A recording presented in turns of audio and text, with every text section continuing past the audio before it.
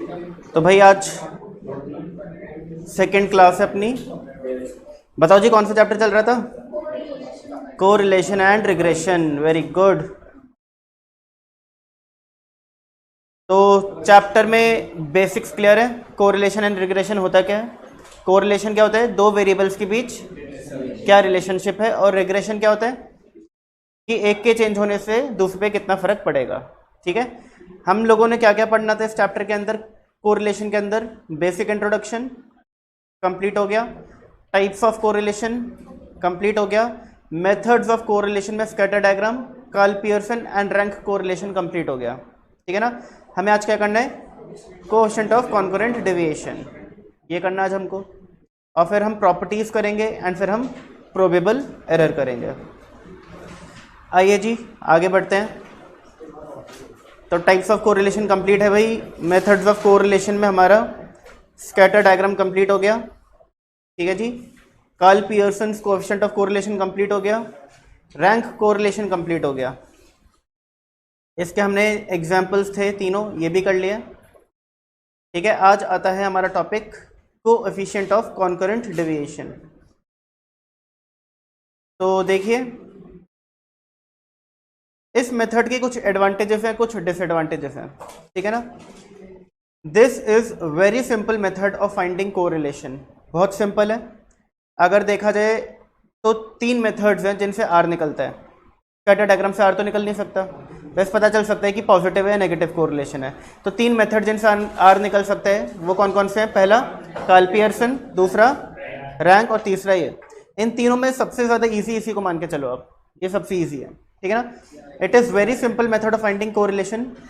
This method does not take into account the magnitude, underline करेंगे, objective type question बन सकता है, of deviations of the two variables. अब इसका disadvantage है ये। ठीक है ना। होता क्या है कि भाई कोरिलेशन में दो वेरिएबल्स गिवन है, जैसे कि सेल्स गिवन है और एडवर्टीजमेंट एक्सपेंस गिवन है। जितना ज़्यादा मैं एडवर्टीजमेंट एक्सपेंस करूंगा उतनी ज़्यादा मेरी सेल्स बढ़ेगी। तो डायरेक्ट में दोनों में एक पॉजिटिव कोरिलेशन है। अब क्या है कि जब मैं इसका कोरिलेशन निकालता हूँ, आर निकालता हूँ, तो आर कंसिडर करता है कि सेल्स का अमाउंट कितना था, एडवर्टीजमेंट एक्सपेंडिचर का अमाउंट कितना था। इन चीज़ों को कंसिडर किया जाता है बस। बट इस मेथड के अंदर ये जो मैग्नीट्यूड है, ये जो अमाउंट है, ठीक है, जो रुपीज़ है, इसको कंसिडर नहीं किया जाता। तो किस तरीके से निकलता है बिना कंसिडर करे वो हम समझेंगे। पहले मैं आपको उसका फॉर्मूला समझाऊंगा, फिर आपको मैं लाइन दोबारा पढ़ाऊंगा तब आपको समझ आएगी। ठीक है ना। अभी आपको थोड़ा कम समझ आएगा पॉइंट क्या बोल रहे हैं। पहले समझेंगे फॉर्मूला, फिर आएगा समझ। तो फॉर्मूला क्या है? ये कुछ आपके स्टेप्स लिखे हैं, इन स्टेप्स को मैं डायरेक्टली आपको एग्जाम्पल के थ्रू बताऊंगा और फिर फोर्थ वाला हमारा फॉर्मूला लग जाएगा। तो देखिए, हमारे पास दो वेरिएबल्स गिवन हैं। ठीक है ना। एक वेरिएबल है प्राइस और एक वेरिएबल है डिमांड। प्राइस और डिमांड दो वेरिएबल्स हैं। अच्छा, प्राइस और डिमांड में नॉर्मली कौन सा रिलेशनशिप होता है? इनवर्स। ठीक है, या फिर नेगेटिव कोरिलेशन होता है। इनवर्स या फिर नेगेटिव कोरिलेशन एक ही चीज़ होती है। ठीक है ना। और डायरेक्ट रिलेशनशिप और पॉजिटिव कोरिलेशन भी एक ही चीज़ होती है। अब देखो हुआ क्या कि 1990 में हमारा जो प्राइस है वो 25 था, डिमांड 35 थी। ठीक है। 1991 में प्राइस बढ़ा, डिमांड थोड़ी सी कम हो गई, फिर प्राइस और बढ़ा, डिमांड हल्की सी बढ़ गई। ठीक है ना। इसके बाद क्या हुआ? प्राइस घटा, डिमांड घटी, प्राइस बढ़ा, डिमांड और घटी, प्राइस और बढ़ा, डिमांड और कम हो गई, प्राइस और बढ़ा, डिमांड और कम, प्राइस और बढ़ा, डिमांड और कम। यानी कि एक लेवल के बाद तो क्या हो रहा है? सिंक में है कि प्राइस बढ़े जा रहा है और डिमांड कम हो जा रही है। बट स्टार्टिंग में थोड़ा बहुत ऊपर खाबड़ सा हो गया था। कोई दिक्कत नहीं है, कोई दिक्कत नहीं है। हमें क्या करना उससे मतलब थोड़ी ना, हमें तो मतलब है आंसर से। अब देखिए, मुझे क्या करना है, मेरे जो स्टेप्स है ना वो क्या बोलते हैं? वो बोलते हैं मुझे ये बताओ कि 1991 में जो मेरा प्राइस है वो बढ़ा है या डिक्रीज हुआ है with comparison to previous year? बढ़े तो मैंने पॉजिटिव साइन लगा दिया। फिर 28 से 30 अगेन बढ़े तो अगेन मैंने पॉजिटिव साइन लगा दिया। फिर 30 से 23 घटा है तो मैंने नेगेटिव साइन लगा दिया। 23 के बाद 35, 38, 39, 42 बड़ा ही बड़ा है तो मैंने पॉजिटिव पॉजिटिव साइन लगा दिया। ये बात समझ आई? ठीक है, प्रीवियस ईयर से इस ईयर में अगर बढ़ रहा है अमाउंट या कोई भी वेरिएबल बढ़ रहा है तो प्लस साइन लगाएंगे, घट रहा है तो नेगेटिव साइन लगाएंगे। ये बात समझ आ गई सबको? बिल्कुल सेम मुझे डिमांड के साथ करना है। अब देखो पहले साल में मैं इसको नॉट एप्लीकेबल कर देता हूँ, लिखता नहीं हूँ। क्यों नहीं लिखता? सिंपल सा लॉजिक है, क्योंकि कंपैरिजन के लिए है ही नहीं। मुझे थोड़ी ना पता कि 25 है, बड़ा होगा या कम हुआ होगा। ये तो तब पता चलता है ना जब इससे पहले ईयर का डेटा गिवन होता, तो इसलिए यहाँ पे मैं कुछ नहीं लिखता। ठीक है ना। अब 35 से 34 हुआ है, कम हुआ है, डिमांड कम हुई है, माइनस साइन। 34 से 35 डिमांड बढ़ी है, प्लस साइन। फिर कम हुई है, माइनस साइन, और फिर कम ही होती चली गई है, तो देखो माइनस साइन आता चला गया। आ गया समझे? क्लियर है? अब क्या करो, मल्टीप्लाई करो ये वाला कॉलम, ये वाला कॉलम और ये वाला कॉलम।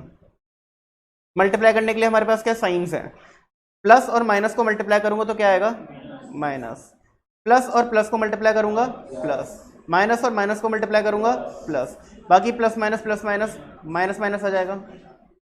अब मुझे बताओ कि जो आखिरी कॉलम है सबसे इंपॉर्टेंट है, इसमें कितने पॉजिटिव साइन है? 2। तो मेरा C इज इक्वल टू 2 आ गया। C क्या होता है? जो फॉर्मूले में दे रखा है। ठीक है, जो फॉर्मूले में दे रखा है, वेरी गुड, ये रहा। ठीक है, ये, बट मैं ये नहीं पूछ रहा था। C का मतलब होता है number of pairs of concurrent deviation, number of pairs of concurrent deviation.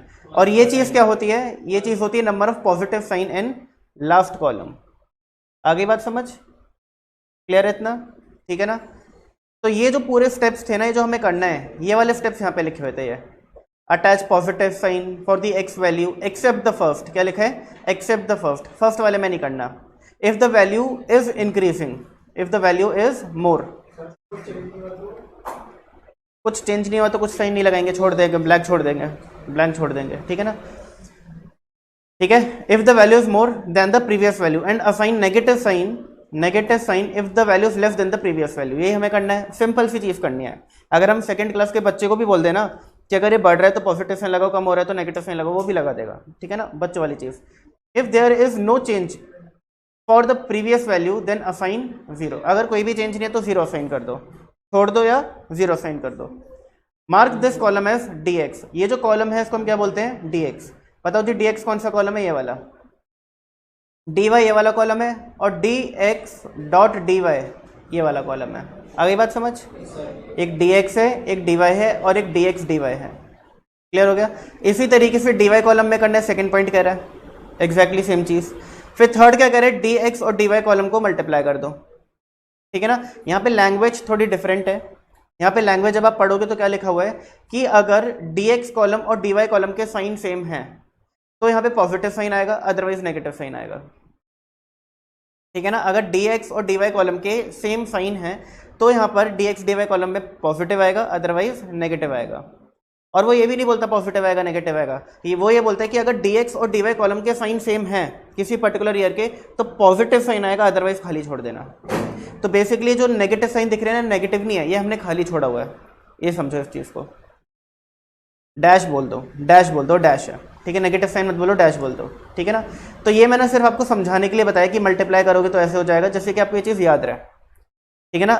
लेकिन लिखा क्या होता है? Then dx dy is marked with positive if both dx dy are positive, otherwise mark negative. या फिर dx dy is marked with positive if both dx dy have same sign. यहाँ पे होना चाहिए था have same sign, otherwise mark dash, dash है ये। ठीक है ना। माइनस कर दो। तुम लोग क्या करो, तुम लोग लॉ पे मत जाओ, तुम्हें तो आंसर निकालना है ना। तुम लोग क्या समझो कि प्लस है और माइनस है, जो मैंने आपको पहले समझाया था ना, प्लस माइनस समझो, माइनस माइनस प्लस होता है, प्लस प्लस माइनस होता है, माइनस प्लस माइनस होता है। ठीक है, वो मल्टीप्लिकेशन वाला सिस्टम आपको समझ आ गया था अच्छे से, वो समझ लो। ठीक है, इसकी लैंग्वेज पे मत जाओ। आइए जी, अगर एक तरफ 0 है और एक तरफ और भी 0 है तो फिर पॉजिटिव साइन आ जाएगा, बट एक तरफ 0 है, एक तरफ प्लस है, माइनस है, तो फिर यहाँ पे माइनस आ जाएगा, माइनस ही आएगा। ठीक है ना। देखो पॉजिटिव साइन आपको तभी लगाना है जब दोनों साइन सेम हो, दोनों जगह सेम चीज आ रही हो। ठीक है ये जी। अब आर का फॉर्मूला हम कहते हैं आर आर क्या होता है, कोएफिशिएंट ऑफ कोरिलेशन, बट यहाँ पे सी लगा हुआ है, क्यों लगा हुआ है, क्योंकि कॉन्सेप्ट क्या है, coefficient of concurrent deviation, concurrent, ये कॉन्करेंट का सी आ गया यहाँ पे, ठीक है। तो आर ही बोल लो, कंफ्यूज मत होना, एक ही चीज़ है। क्या होता है, plus minus root of mod के अंदर 2c minus n upon n, 2c minus n upon n. अब इस पूरे फॉर्मूले के अंदर ये क्या है, आर सी क्या है, कोएफिशिएंट ऑफ कोरिलेशन, ये क्या है, कोएफिशिएंट ऑफ कोरिलेशन। एन और सी बचे सिर्फ, बाकी तो फॉर्मूले में कुछ है ही नहीं, ठीक है ना। सी क्या होता है, number of pair of concurrent deviation, that is number of positive sign, positive sign कहाँ पे, dx dy में, dx dy में, ठीक है ना।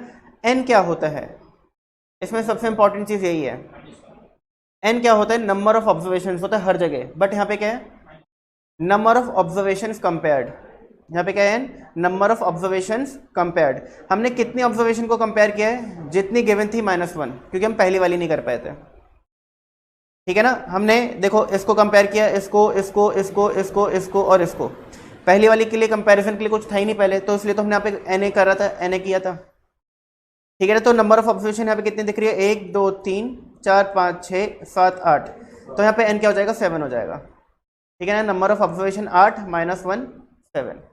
आगे बात समझ, इतना सा ये कॉन्सेप्ट है और कुछ भी नहीं है इसके अंदर, और कुछ भी नहीं है, बस इतनी सी चीज़ है। अब इसका एग्जाम में क्वेश्चन कैसा आता है वो सुन लो।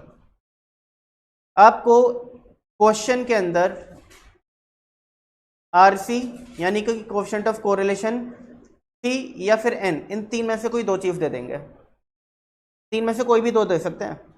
मैं ये नहीं बोलूंगा कि हमेशा सी और एन ही देंगे, हो सकता है आर देते हैं, सी दे दे और एन पूछें, आर देते एन देते और सी पूछें, कुछ भी हो सकता है, ठीक है ना। कोई दो चीज़ दे देंगे और एक चीज़ पूछी जाएगी, आपको सिर्फ ये फॉर्मूला याद होना चाहिए और आप आंसर निकाल लोगे। एक और सवाल कि बाहर पॉजिटिव साइन आएगा या नेगेटिव साइन आएगा, बाहर पॉजिटिव साइन आएगा नेगेटिव आएगा, ये डिपेंड करता है कि जो उसका न्यूमरेटर है वो पॉजिटिव था या नेगेटिव था।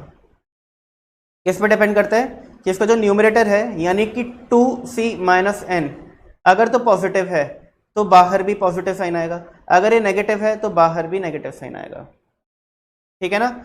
यहाँ पे मॉड लगा दिया है ना, तो ये क्या हुआ है, ये तो पॉजिटिव ही हो गया है, ये पॉजिटिव ही हो गया है, तो अंदर का तो हमेशा पॉजिटिव रहेगा और रहना भी चाहिए, क्योंकि रूट का साइन है।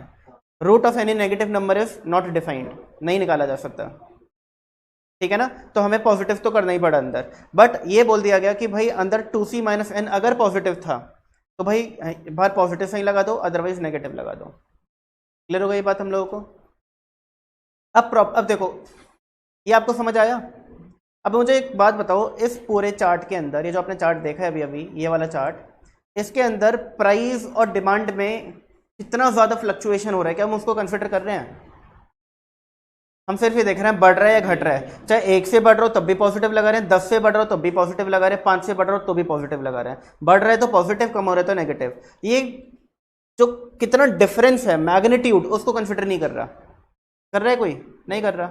मैग्नीट्यूड को कोई कंसिडर ही नहीं किया इसने। तो यही सेम चीज़ ऊपर लिखी हुई थी डेफिनेशन के अंदर, जो मैं आपको समझाना चाह रहा था। It is very simple method of finding correlation. This method does not take into account, does not take into account the magnitude of deviation of the two variables। Magnitude of deviation नहीं लेता कि कितना फर्क है दोनों variables में, ठीक है। जैसे रैंक कोरिलेशन में आता है ना, ये डिफरेंस इन रैंक जो है, अगर रैंक का डिफरेंस ज़्यादा है तो डी भी ज़्यादा आएगा, डी स्क्वायर भी ज़्यादा आएगा, ठीक है ना। इसी तरीके से Karl Pearson coefficient of correlation में तो हर एक ऑब्जर्वेशन को हम काउंट करते ही हैं, लेते हैं, कंसिडर करते हैं, तो वहाँ पे भी उनकी मैग्नीट्यूड का डिफरेंस आर पे पड़ता है, बट इस केस में नहीं पड़ता। आइए जी, अब मुझे एक बात बताइए, लॉजिक लगाना, लॉजिक। प्रोडक्ट ऑफ डेविएशन, ये जो आखिरी वाला कॉलम है, आखिरी वाला कॉलम, इसके अंदर सारे पॉजिटिव साइन होते हैं, तो उसका क्या मतलब था?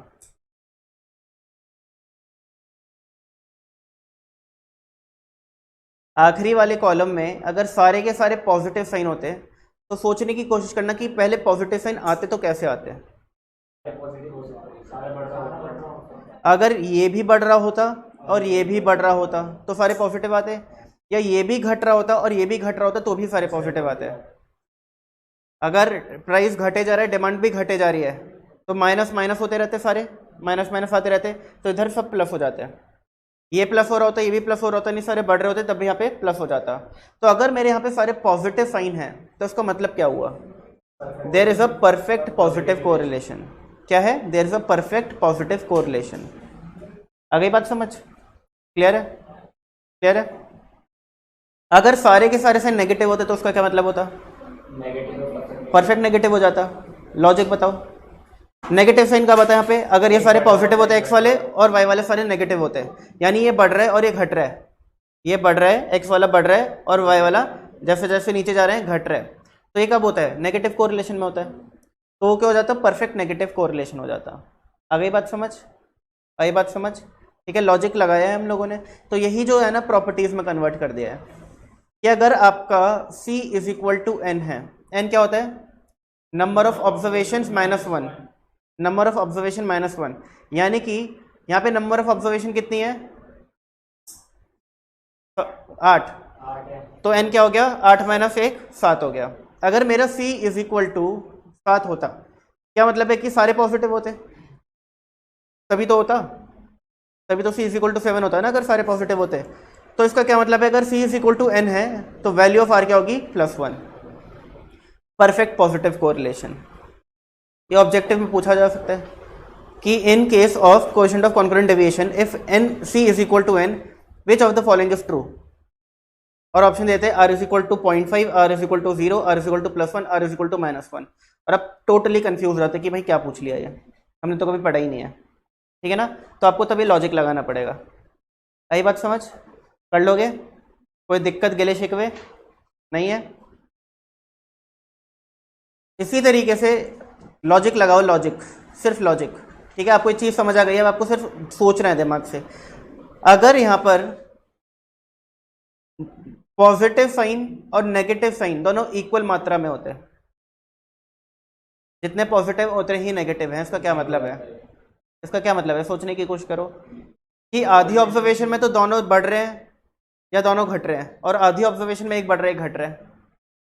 तो एक क्या कर रहे हैं, हमें कंफ्यूज कर रहा है, समझ ही नहीं आ रहा कि भाई कोरिलेशन कैसे है, पॉजिटिव है या नेगेटिव है। तो क्या हो जाता, नो कोरिलेशन, नो कोरिलेशन। तो अगर C यानी नंबर ऑफ पॉजिटिव साइंस कितने होते हैं, number of observation compared upon 2, यानी कि आधे पॉजिटिव होते और आधे नेगेटिव होते, तो हमारा क्या आ जाता आंसर, नो कोरिलेशन। आ गई बात समझ, कोई दिक्कत है यहाँ पर, मानुल दिक्कत आ रही है, बात समझ, दुर्गेश, पृथ्वी, राजन, अजीत, सब समझ आ गया ना, किसी को दिक्कत तो नहीं है उसमें, ठीक है। रुचि समझ आ गया, ओके, नाम सही बोला ना मैंने, चलो। अब C इज इक्वल टू 0 का क्या मतलब है कि एक भी पॉजिटिव साइन नहीं है। एक भी पॉजिटिव साइन कब नहीं होगा, अगर x कॉलम में सारे पॉजिटिव हैं और y कॉलम में, यानी कि dx सारे पॉजिटिव है और dy सारे नेगेटिव है, या फिर dx सारे नेगेटिव है और dy सारे पॉजिटिव है। ऐसा कब होगा, जब एक घट रहा है एक बढ़ रहा है, या फिर एक बढ़ रहा है एक घट रहा है, तो कब होगा ये, नेगेटिव कोरिलेशन में। तो क्या हो जाएगा, perfect negative correlation, R is equal to -1। तो ये प्रॉपर्टीज आपको समझ आ गई, आ गई, ठीक है ना। तो थोड़ा सा दिमाग लगाना पड़ता है, ज़्यादा कुछ मुश्किल है नहीं इसके अंदर। बस जी कंप्लीट हो गया जी, कंप्लीट कुछ था ही नहीं इसके अंदर, तो बच्चों वाली चीज़ें थी, ठीक है। देखो जी प्रॉपर्टीज ऑफ कोरिलेशन पे आ गए हम लोग। अरे मैं पूछूं तो बाकी बच्चों से भी तो पूछूं, अरे हाँ सब समझ आ गया भाई, बताओ भाई बताओ, ऑनलाइन वाले बच्चों, प्यारे प्यारे बच्चों, समझ आ गया।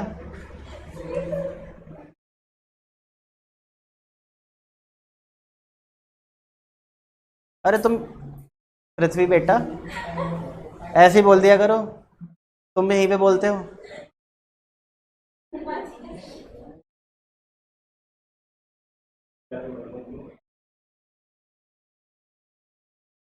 चलो जी, properties of correlation important, mark करो, वेरी इंपॉर्टेंट, वेरी इंपॉर्टेंट से भी अच्छा है, मार्क करो मोस्ट इंपॉर्टेंट।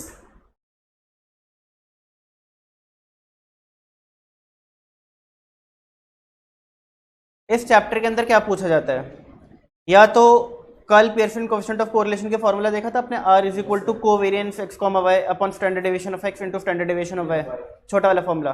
या तो उससे क्वेश्चन आते हैं, या फिर रैंक कोरिलेशन के क्वेश्चन आते हैं जहाँ पे आपको समेशन टी स्क्वायर दे देते हैं, एन दे देते हैं और बोलते हैं आर निकालो, या फिर इसका क्वेश्चन आ जाता है। इसका क्वेश्चन थोड़ा कम आता है, जो भी अभी हमने किया है ना क्वेश्चन ऑफ कॉन्करेंट डेविएशन, इससे थोड़ा कम क्वेश्चन आते हैं।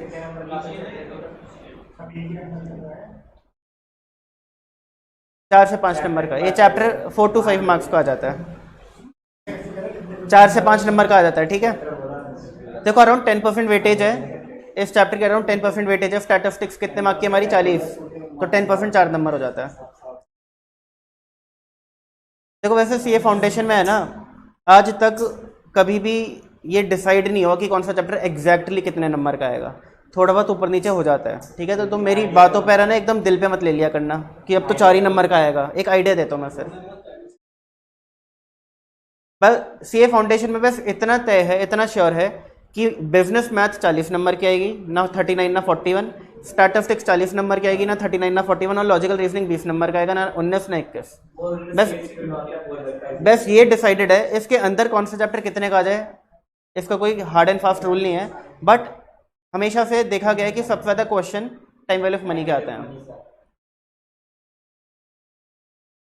थ्योरेटिकल डिस्ट्रीब्यूशन चैप्टर है, हाँ मैंने बताया तो था। प्रोबेबिलिटी में जब मैंने measures of central tendency start किया था, मैंने क्या बोला था कि स्टैटिस्टिक्स में 2 ही चैप्टर हैं जो बहुत बड़े हैं, एक मेजर्स ऑफ सेंट्रल टेंडेंसी और एक थ्योरेटिकल डिस्ट्रीब्यूशन, ठीक है। उसकी भी वेटेज इतनी है 4 से 5 नंबर की, ओके। वो चैप्टर भी करेंगे थ्योरेटिकल डिस्ट्रीब्यूशन, इंटरेस्टिंग चैप्टर है वो स्टैटिस्टिक्स का सबसे ज़्यादा इंटरेस्टिंग चैप्टर है थ्योरेटिकल डिस्ट्रीब्यूशन, सबसे ज़्यादा इंटरेस्टिंग।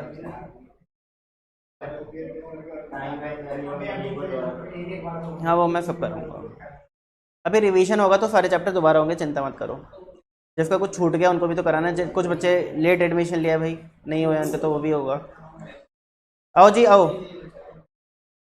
और सुन लो भाई, सुन लो, इधर देख लो। द कोरिलेशन कोएफिशिएंट, जिसको हम आर बोलते हैं, is independent of change of origin and scale. लो जी लो जी लो, क्या हुआ? एक हमने चैप्टर पढ़ा मेजर्स ऑफ सेंट्रल टेंडेंसी, क्या बोला उसने बोला कि mean, median, mode, other partitional values, ठीक है। मीन, मीडियन, मोड और अदर पार्टिशनल वैल्यूज, क्या बोला कि चेंज ऑफ ओरिजिन का भी फर्क पड़ता है, चेंज ऑफ स्केल का भी फर्क पड़ता है। फिर अगला चैप्टर पढ़ा मेजर्स ऑफ डिस्पर्शन, क्या बोला कि चेंज ऑफ ओरिजिन का फर्क नहीं पड़ता बट चेंज ऑफ स्केल का फर्क पड़ता है। अगला चैप्टर पढ़ा कोरिलेशन, बोलता है चेंज ऑफ स्केल का भी फर्क नहीं पड़ता, चेंज ऑफ ओरिजिन का भी फर्क नहीं पड़ता, ठीक है ना। तो इसलिए मैंने बोला था कि वो जो इक्वेशन फॉर्म में आता है और सिंपली एक्स की वैल्यू पुट कर दो, वही का आंसर आ जाएगा। वो सिर्फ किस चैप्टर के लिए बोला था मैंने? मेजर्स ऑफ सेंट्रल टेंडेंसी के लिए बोला था सिर्फ उसी चैप्टर के लिए एप्लीकेबल है, हर जगह मत कराना उस चीज़ को, ठीक है ना। चलो जी, तो अब थोड़ा सा आपको मुश्किल लगेगा, थोड़ा सा, ज़्यादा मुश्किल नहीं है बट थोड़ा सा लगेगा। रीज़न बीइंग कि अब आ जाएंगे आपके पास 4 वेरिएबल, u, x, v और y, 4 वेरिएबल्स आ गए। देखो ऐसा क्यों हुआ, मैंने आपको वैसे पिछली क्लास में बताया था, बट मैं एक और बार बताना चाहता हूँ अगर किसी को ना समझ आया हो तो। हमने मेजर्स ऑफ सेंट्रल टेंडेंसी में मीन पढ़ा था। एक तो मुझे लाल कलर बिल्कुल पसंद नहीं है, हमने मीन पढ़ा था, ठीक है ना। अरे रेड थोड़ा ना, लो यार तुम ये ले लो इसके ऊपर भी लड़ोगे अब, लो। हमने मीन पढ़ा था,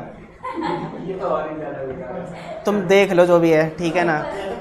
हम लोगों ने मीन पढ़ा था, उसमें हुआ क्या था ध्यान देना। एक्स ऑब्जर्वेशन थी, एक्स ऑब्जर्वेशन लेट थी 5, 8, 7 और 5, ठीक है ना। कितना टोटल आ रहा है? 25, ठीक है। अगर मुझे एक्स बार निकालना है तो कितना आएगा बताओ? 25/4 कितना होता है? 6.25। अब अगर मैंने बोला कि मेरा एक y वेरिएबल है जो कि कैसे आ रहा है, अगर मैं x वेरिएबल में मल्टीप्लाई करता हूँ 5 और ऐड करता हूँ 10 तो मेरा y वेरिएबल आ जाता है। क्या आ जाता है? y वेरिएबल आ जाता है। तो y वेरिएबल जो है वो किस तरीके से एसोसिएटेड x से? 5x + 10, 5x + 10। तो मैं क्या करूँगा, 5 में पहले x में पहले 5 मल्टीप्लाई करूँगा, यानी 5 में 5 मल्टीप्लाई किया कितना आया? 25, और फिर 10 ऐड करूँगा तो कितना आएगा? 35। तो अगर मुझे y निकालना है तो मैं कैसे निकालूंगा?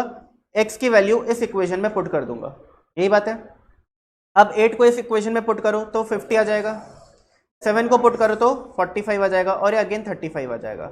अब मैं जानना चाहता हूं बिना कैलकुलेशन के कि मीन ऑफ वाई क्या होगा, तो हम क्या आंसर देंगे, हम क्या करेंगे, जल्दी से याद दिलाओ।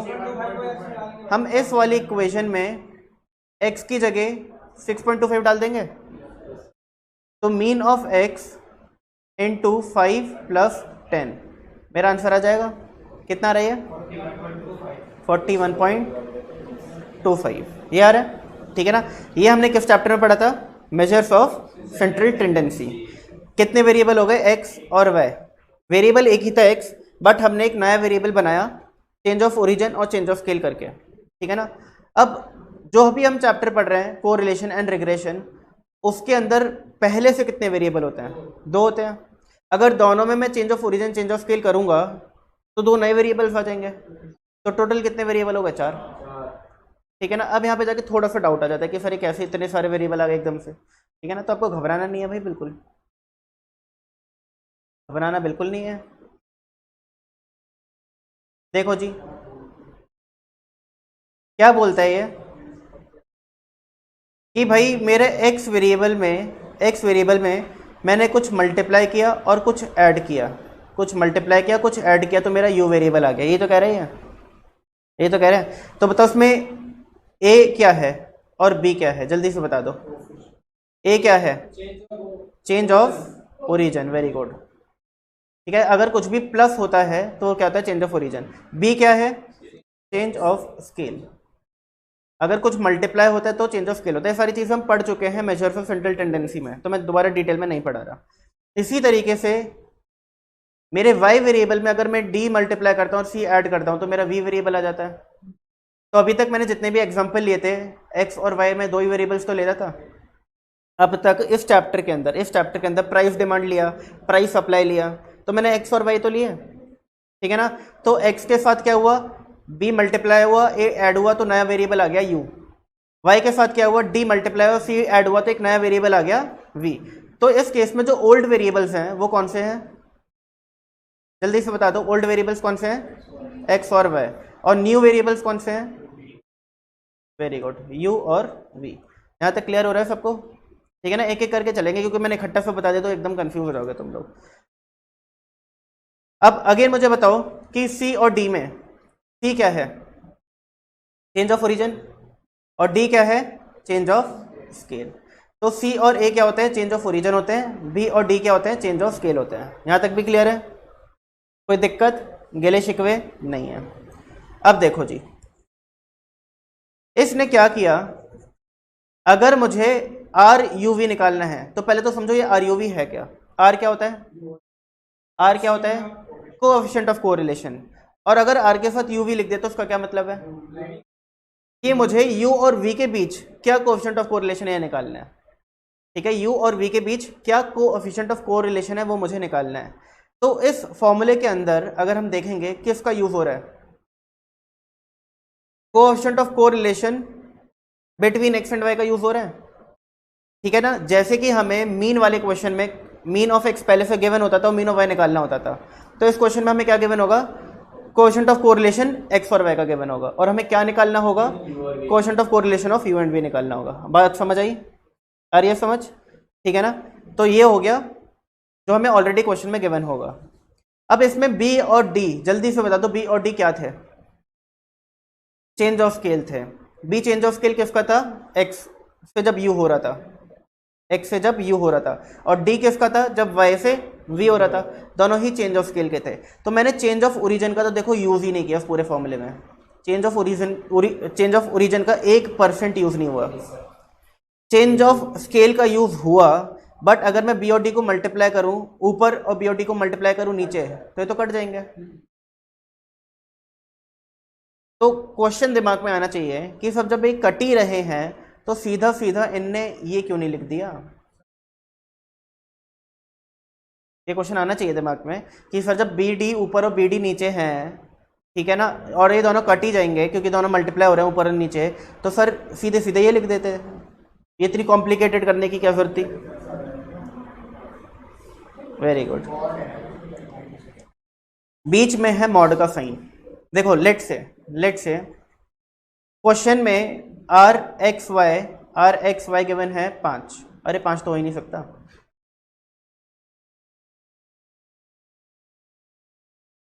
0.75, ठीक है ना, 0.75। देखो आर जो है वो -1 और +1 के बीच में होता है, ठीक है ना, 5 तो हो ही नहीं सकता। तो आर एक्स वाई गिवन है 0.75। मुझे चेंज ऑफ स्केल गिवन है b इज इक्वल टू -3 और d इज इक्वल टू +5, और मुझे बोला गया है आर ऑफ u और v निकालो, यानी coefficient of correlation between u and v निकालो। आई बात समझ, आई बात समझ। अब देखो जी, मेरा आंसर जब भी change of origin change of scale का क्वेश्चन आएगा, किसका, कोएफिशिएंट ऑफ कोरिलेशन का, दिमाग में एक चीज़ तो बाय डिफॉल्ट सेट कर लो कि मेरा आंसर 0.75 तो आएगा ही आएगा। अगर आर एक्स वाई 0.75 गिवन है तो आर यू वी जो है वो 0.75 तो 100% आएगा, बस डिपेंड करता है कि यहाँ पे प्लस साइन आएगा या नेगेटिव साइन आएगा। आई बात समझ, आई बात समझ, ठीक है ना। अब प्लस आएगा या माइनस आएगा कैसे पता चलेगा, इस फॉर्मूले में वैल्यू पुट करो। तो r u v is equal to b कितना है -3, डी कितना है 5, फिर -3 इंटू 5 ये हो जाएगा, इंटू 0.75 इंटू 0.75। अब देखो जी न्यूमरेटर कितना हो गया -15, डिनोमिनेटर कितना हो गया 15, ये कट गया तो आंसर क्या आ गया क्या आ गया -0.75। आगे बात समझ, क्लियर हो गया। तो इस चैप्टर के अंदर change of origin change of scale बहुत इजी है, बहुत इजी है, और बच्चों को सबसे मुश्किल यही लगता है इसके फॉर्मूला की वजह से कि सर क्या फॉर्मूला है, क्या लिख दिए, इतनी सारी चीज़ें, ठीक है ना, सबसे मुश्किल यही लगता है, बट सबसे इजी यही है, बस समझने की देरी होती है। अगर समझ आ गया एक बार में तो भाई इससे आसान कोई है ना, चेंज ऑफ ओरिजिन का फर्क पड़ रहा, ना चेंज ऑफ स्केल का फर्क पड़ रहा। अगर हमें गिवन है, देखो सबसे अच्छी बात क्या होती है, जब भी एग्जाम में आता है इसका क्वेश्चन, 4 ऑप्शन होते हैं हमारे पास, 4 ऑप्शन, वो होता है ना 50-50 कौन बनेगा करोड़पति में, तो इसमें तो 50-50 ऑलरेडी हो जाता है कि सर अगर हमें आर एक्स वाई गिवन है, लेट्स से वो 0.34 गिवन है, 4 ऑप्शन होंगे, उसमें 0.34 प्लस के साथ होगा और एक माइनस के साथ पक्का होगा ये गिवन, और बाकी के 2 ऑप्शन तो हो ही नहीं सकते कभी, तो 50-50 होगा कि या तो +3.34 होगा या -0.34 होगा आंसर, इन दोनों में से कोई एक होगा। अब हमें सिर्फ क्या करना है, बी और डी पता लगाना है। अगर बी और डी के सेम साइन है, नेगेटिव नेगेटिव, तो आंसर पॉजिटिव आएगा, दोनों के पॉजिटिव साइन है तो भी आंसर पॉजिटिव आएगा, बट अगर एक का पॉजिटिव एक का नेगेटिव है तो आंसर का नेगेटिव साइन हो जाएगा। अब पहले से नेगेटिव था तो पॉजिटिव हो जाएगा, अगर पहले से नेगेटिव था, अगर r x y negative given था तो पॉजिटिव हो जाएगा, पॉजिटिव गिवन था तो नेगेटिव हो जाएगा। कब होगा, अगर बी और डी के साइन डिफरेंट है तो, अगर सेम साइन है, दोनों नेगेटिव नेगेटिव है, दोनों पॉजिटिव है, तो सेम ही रहेगा, फिर कोई दिक्कत नहीं है।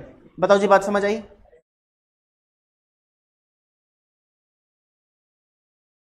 देखो फॉर्मूले, आप देखो दिक्कत क्या है ना, कई बार क्या होता है दिमाग में फॉर्मूले इतने सारे हो जाते हैं कि मन नहीं करता कि सर एक फॉर्मूला दिख भी जाए हमको, फॉर्मूला से दूर रखो, तो उसके लिए पूरा एकदम लॉजिक है, फॉर्मूला को याद रखने की कोशिश नहीं करनी इसमें, ठीक है ना, फॉर्मूला भूल जाना, भूल भी गए तो कोई दिक्कत नहीं है, कॉन्सेप्ट पता होना चाहिए कि क्या है। आओ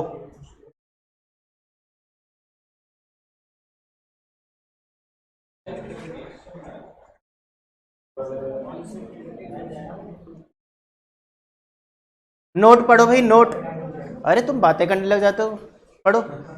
coefficient of correlation between x and y and u and v will always remain equal, underline करेंगे इसको, always remain equal, they would have opposite sign only when b and d differs in sign, उनके sign opposite हो सकते हैं बस, वो भी अगर बी और डी का साइन जो है वो डिफरेंट है, यानी बी का पॉजिटिव है डी का नेगेटिव है, या बी का नेगेटिव है डी का पॉजिटिव है, तो ए और सी के साइन से तो कोई फर्क ही नहीं पड़ता, ए और सी के साइन से कोई फर्क ही नहीं पड़ता, ठीक है ना। ये देखो ये प्रॉपर्टी हमको पता है, ये तो मुझे एक्सप्लेन करने की जरूरत ही नहीं, पिछले क्लास में कर दी थी कि जो आर की वैल्यू है वो -1 से लेके +1 के बीच में लाई करती है। मैं कई बार बोलता हूँ कि बीच में लाई करती है, तो बच्चों को लगता है कि सर बीच का मतलब हो गया कि +1 और -1 नहीं हो सकती, कई बच्चों को लगता है, बट वो भी हो सकती है, क्योंकि यहाँ पे ग्रेटर देन इक्वल टू और स्मॉलर देन इक्वल टू है, इक्वल टू भी है यहाँ पर, ठीक है ना। तो r can be +1 and r can be -1 as well, और इनके बीच में भी कुछ हो सकता है।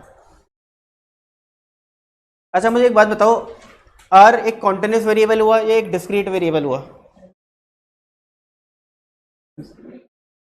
कॉन्टिन्यूस वेरिएबल हुआ ना, कि पॉइंट में भी आंसर आ सकता है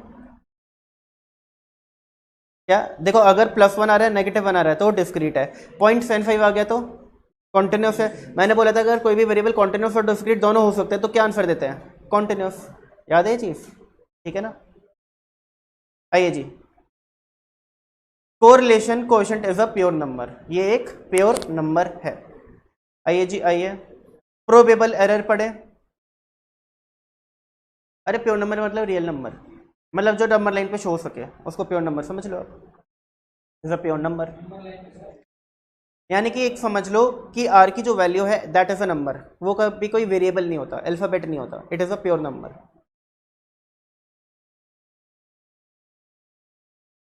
मतलब कि किसी को लग रहा है कि आर की वैल्यू 0.5x आ रही है तो दैट इज नॉट ट्रू, ठीक है ना, एक प्योर नंबर है।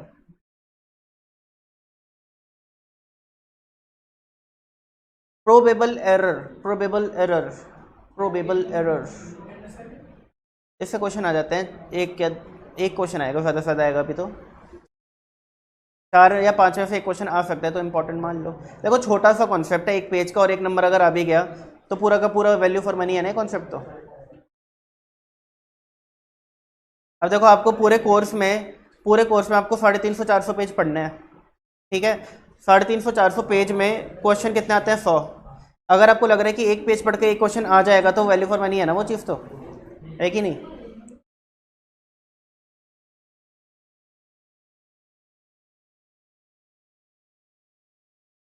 आइए, अब मुझे एक चीज़ समझ नहीं आ रही कि मैं कॉन्सेप्ट पहले कराऊं या पहले मैं क्वेश्चन करा दूं जो अब तक कर लिया है। वैसे आखिरी पेज है, इसके बाद आपके क्वेश्चन ही है। रिग्रेशन तो बाद में होगा।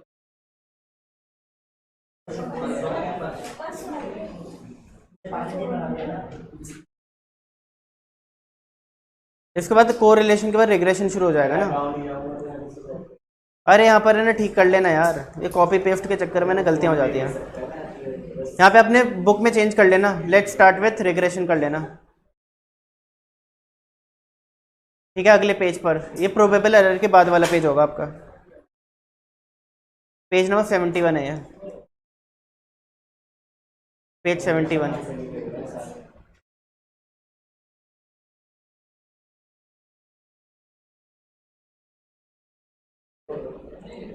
ठीक है जी, तो एक काम करते हैं, प्रोबेबल एरर कर लेते हैं, फिर कोरिलेशन के क्वेश्चन कर लेंगे, रिग्रेशन चाहे एक बार को अगली क्लास में कर लेंगे। आओ आओ इधर देखो सब, क्या है प्रोबेबल एरर? अरे इधर इधर इधर सब इधर। Probable error is used for testing, किस पर्पस के लिए होता है? टेस्टिंग पर्पस के लिए होता है। किस चीज की टेस्टिंग करनी है भाई, बताओ जी? Reliability of the value of R, R जो हमारा आया है वो कितना रिलायबल है, इसकी टेस्टिंग करने के लिए क्या कॉन्सेप्ट यूज होता है? Probable error. मुझे एक बात बताओ, हाइट और वेट में कोरिलेशन होता है कि नहीं होता? होता है, बिल्कुल होता है। अगर मेरी हाइट बढ़ेगी तो मेरा वेट कम होगा या बढ़ेगा? बढ़ेगा। हर इंसान का हाइट बढ़ेगी वेट भी बढ़ेगा, ठीक है ना? तो रिलेशनशिप होता है। मुझे बताओ कि वेट और इनकम में कोई रिलेशनशिप होता है कि नहीं होता? होना तो चाहिए बट होता नहीं है, ठीक है ना? देखो कोई कोरिलेशन होता नहीं। अब तुम ये बोलोगे सर ज़्यादा कमाएंगे ज़्यादा खाएंगे मोटे होंगे, ये अभी ये ट्रू नहीं है ये ट्रू नहीं है। तो इनकम इनकम और वेट में ऐसा कोई कोरिलेशन नहीं होता।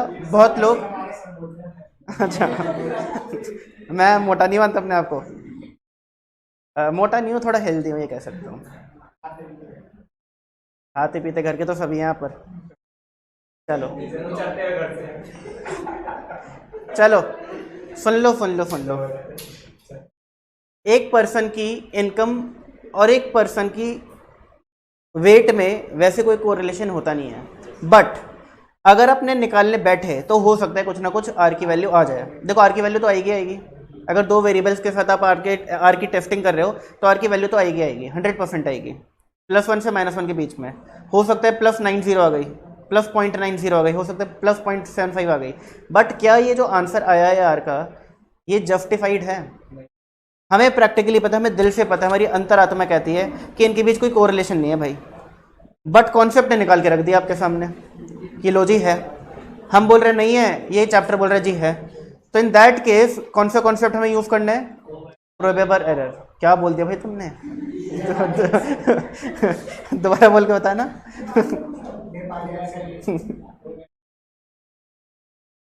प्रोबेबल,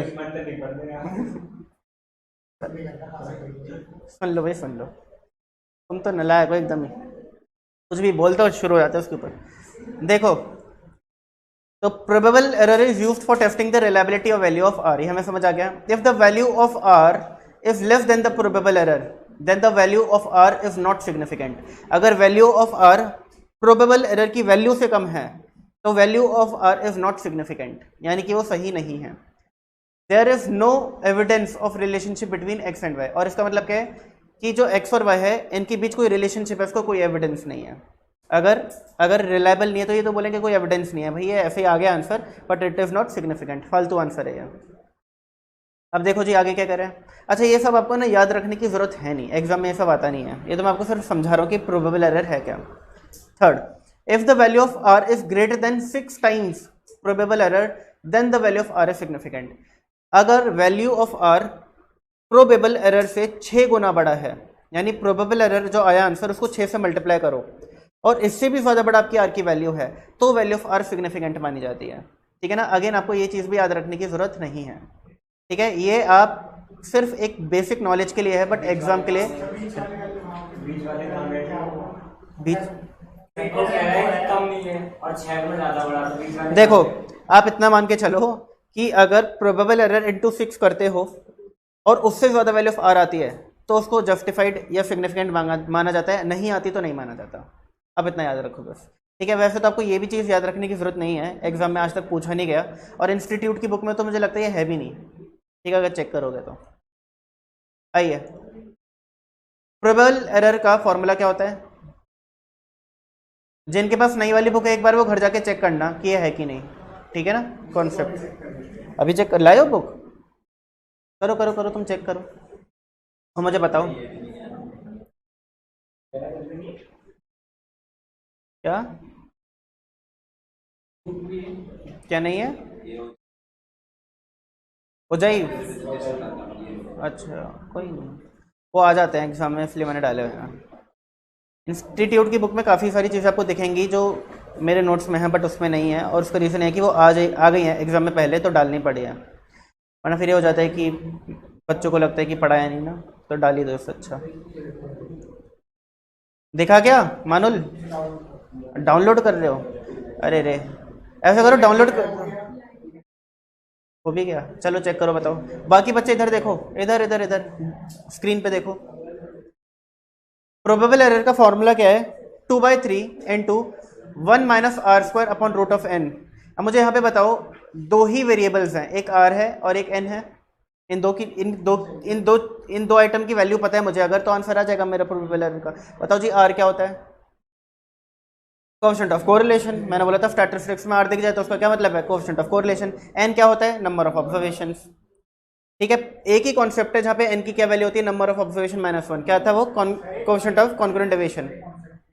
कॉन्सेप्ट नहीं है ना उसमें, वही तो मैं, हाँ मुझे पता है उसमें नहीं, वही तो मैं बोल रहा हूँ कि है ही नहीं उसमें, प्रोबेबल एरर नहीं है बुक में, बट नई वाली देख रहे हैं, नई वाली बुक में बोल रहा हूँ,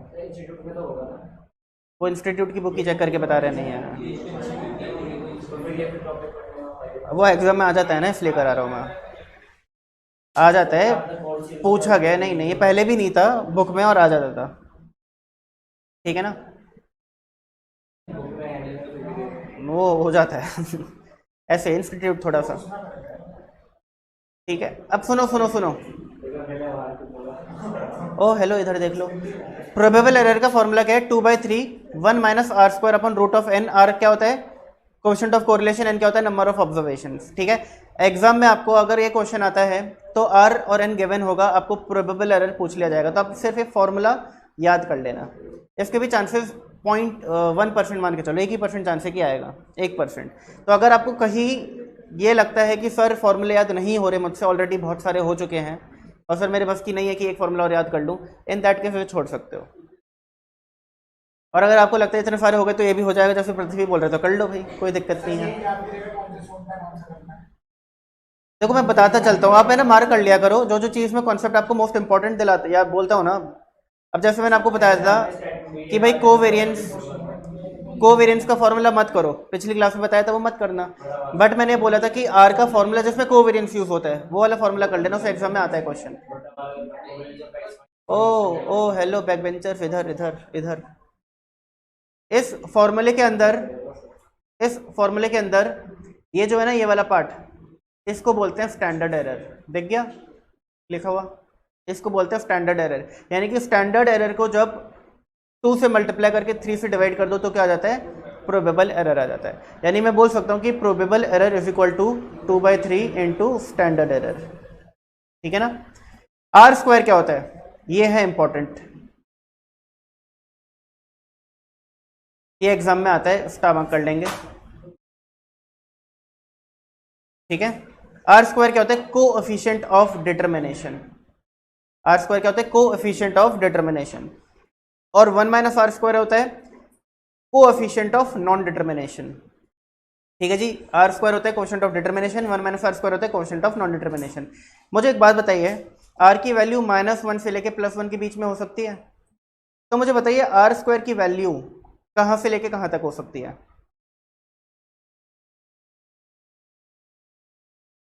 जीरो से लेके 1 तक हो सकती है, नेगेटिव हो ही नहीं सकती, क्योंकि अगर नेगेटिव आर है भी उसको स्क्वायर करोगे तो पॉजिटिव हो जाएगा। तो ध्यान से सुनो, आर सबसे कम कितना हो सकता है, -1, -1 का स्क्वायर क्या होता है, +1। मैक्सिमम कितना हो सकता है, +1, +1 का स्क्वायर क्या होता है, +1। यानी कि 1 से ज्यादा तो जा ही नहीं सकता आर स्क्वायर। ठीक है, 1 से ज्यादा तो जा ही नहीं सकता। और लोएस्ट कितना हो सकता है, 0, क्योंकि अगर आर 0 हो गया तो आर स्क्वायर क्या हो जाएगा, 0। 0 का स्क्वायर है 0। अब इसके अलावा कोई भी वैल्यू डाल के देख लो आप आर की, जो जो आ सकती है, 0.90, 0.36, -0.75, कुछ भी डाल के देख लो, आर स्क्वायर 0 से लेकर 1 के बीच में ही आएगा। ठीक है ना, अपने दिमाग में डाल के देख लेना, कोई दिक्कत वाली बात नहीं है। तो देखो इसकी ये वाली चीज जो है इंपॉर्टेंट हो गई। If the coefficient of determination is such that, ये R square is always greater than equal to 0 but always smaller than equal to 1, ठीक है ना। And denotes the strength of a linear association between x and Y. तो coefficient of determination क्या denote करता है, strength of linear relationship between x and Y. ठीक है, आपको ये भी याद रखने की जरूरत नहीं है वैसे, आपको सिर्फ इतना याद रखना है कि coefficient of determination is r square and coefficient of non determination is 1 minus r square. ये बस इतना याद रखना है आपको। और अगर आपको मन कर रहा है तो एक ये चीज याद रख सकते हो आप, इसके बेस पर एक क्वेश्चन बन सकते हैं, आ सकता है क्वेश्चन एग्जाम के अंदर कि which of the following is true for coefficient of determination. ठीक है, और ऑप्शंस दे देंगे बहुत सारे, और एक ऑप्शन होगा जिसके अंदर ये लिखा होगा, एक ऑप्शन ऐसा भी होगा जिसके अंदर ये भी लिखा हो सकता है, और आपको कहीं ना कहीं लगे कि ये वाला ट्रू है क्योंकि आर के लिए ये वाली चीज होती है। ठीक है ना, तो इन दैट केस फिर आप गलत कर दोगे, आपको इस पर टिक करके आना होगा। क्या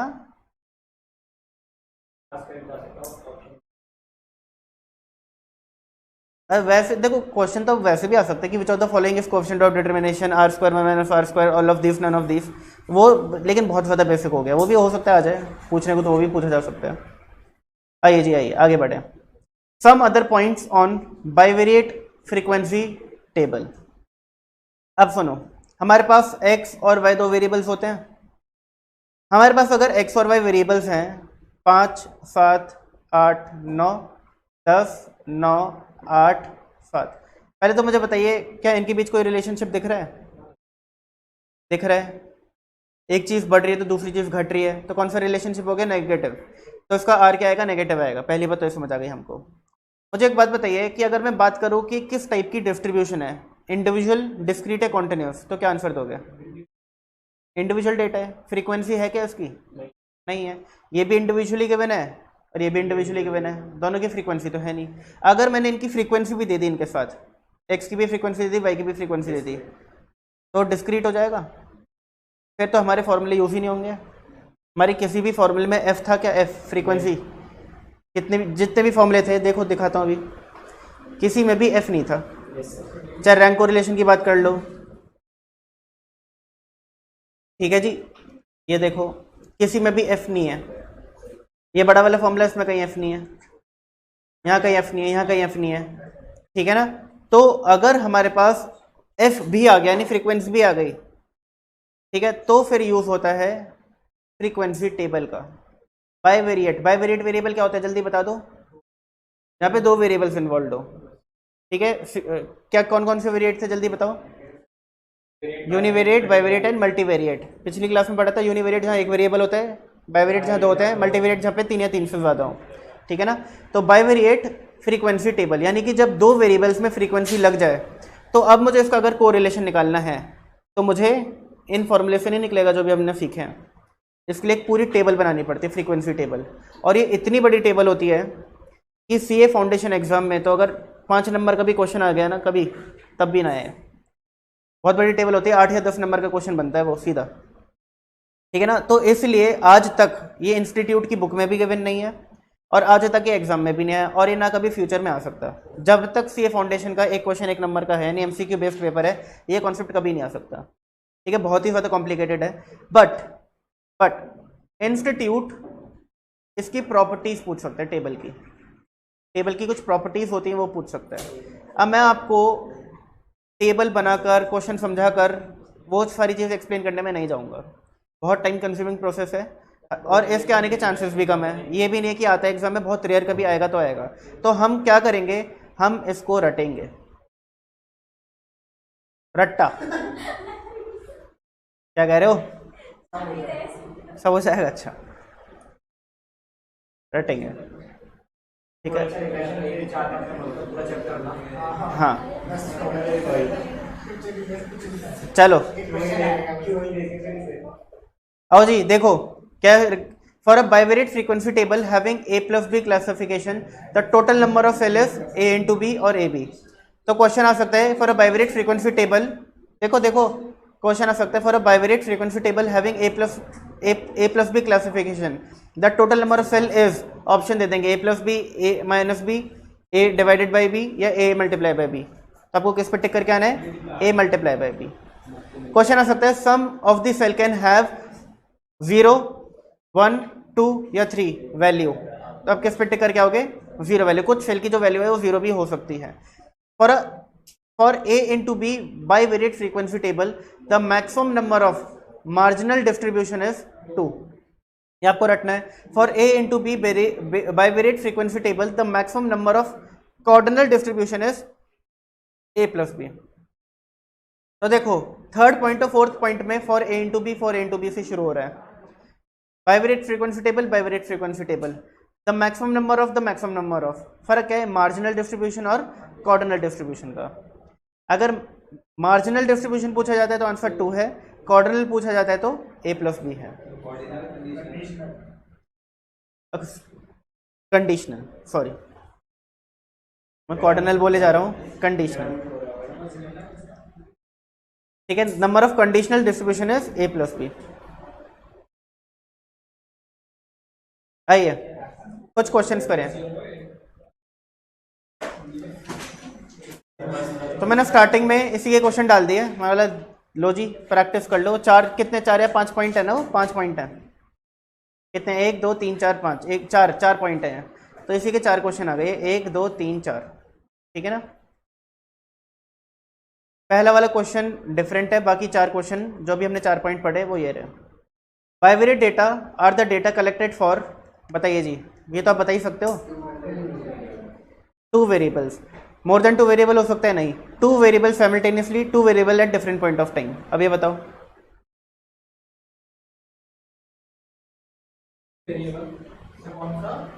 सी 2 वेरिएबल साइमल्टेनियसली। अगर आपके पास डिमांड है और आपके पास सप्लाई है, आपने इस साल की डिमांड ले ली, अगले साल की सप्लाई ले ली, या इस साल का प्राइस ले लिया, अगले साल की डिमांड ले ली, वो किसी काम का है डेटा। इसी साल की प्राइस की इसी साल का डिमांड, ये तो कंपेयर करोगे अगर निकालना है तो simultaneously, different point of time नहीं लेंगे हम लोग। लो जी second point, for a bivariate frequency table having p+q classification the total number of cell is, बताओ जी डी, ठीक है। Sum of the cell frequency in a bivariate frequency table में बी बी 0, ठीक है। अगर मार्जिनल है, अगर मार्जिनल लिखा है तो आंसर क्या होगा 2, ठीक है। और अगर कंडीशनल लिखा है तो क्या होगा P प्लस क्यू, ठीक है। वहां पे ए भी था तो ए प्लस भी था, यहाँ पे पी क्यू है तो पी प्लस क्यू हो जाएगा। चलो जी, correlation analysis aims at, correlation analysis aims at predicting one variable from a given value of other variable. बताओ ये काम है क्या कोरिलेशन का? ये काम किसका है फिर? ये रिग्रेशन का काम है, ए वाला। Establishing relationship between two variables, हाँ जी। Measuring the extent of relationship between two variable, yes. तो कोरिलेशन हमारे ये भी बताता है कि रिलेशनशिप है कि नहीं, और कोएफिशिएंट ऑफ कोरिलेशन भी आता है इसी के अंदर, वो बताता है कि किस एक्सटेंट का रिलेशनशिप है, ठीक है ना। देखो कोरिलेशन एनालिसिस के अंदर दोनों चीज आ गई, कोरिलेशन भी आ गया और कोएफिशिएंट ऑफ कोरिलेशन भी आ गया, ठीक है। कोरिलेशन क्या बताएगा? बी वाला पार्ट। कोएफिशिएंट ऑफ कोरिलेशन क्या बताएगा? सी वाला पार्ट। तो कोरिलेशन एनालिसिस क्या बता देगा? दोनों पार्ट, बी और सी। अब एक काम करते हैं, कुछ न्यूमेरिकल क्वेश्चन करते हैं पहले, ठीक है ना, उसमें मज़ा तो आता है कम से कम। इसके तो मैं आपको सोल्यूशंस भेज दूंगा, देख लेना एक बार कर करके, जो नहीं होंगे मैं बता ही दूंगा आप लोगों को।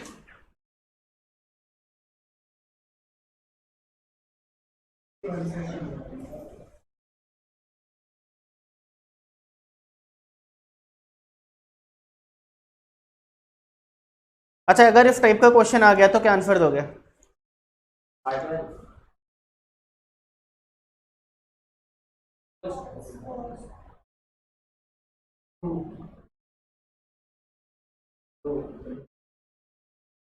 सोचो,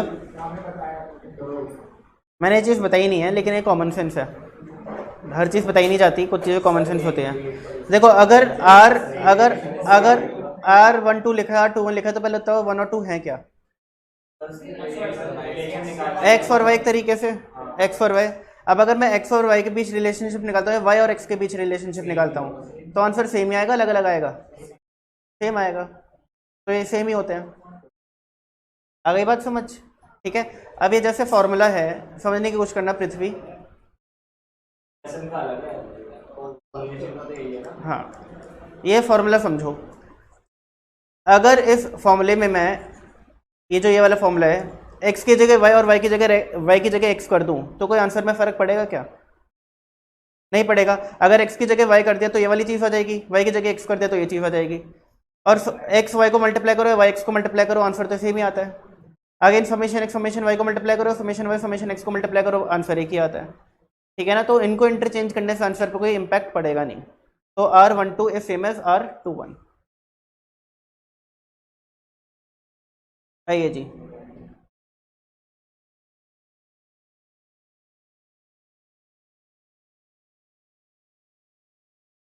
हाँ जी, देखो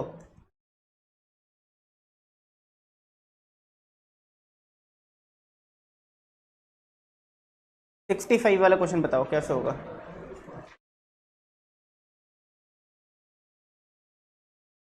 बताइए जी। The coefficient of correlation between two variable is 0.5। There covariance is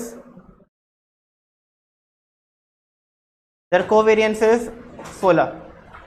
standard division of X कितना है भाई? 4। तो हमें स्टैंडर्ड डिवीजन ऑफ वाई निकालना है। बताओ जी, कर लेंगे? करने दो, अब तक तो आ जाना चाहिए था आंसर।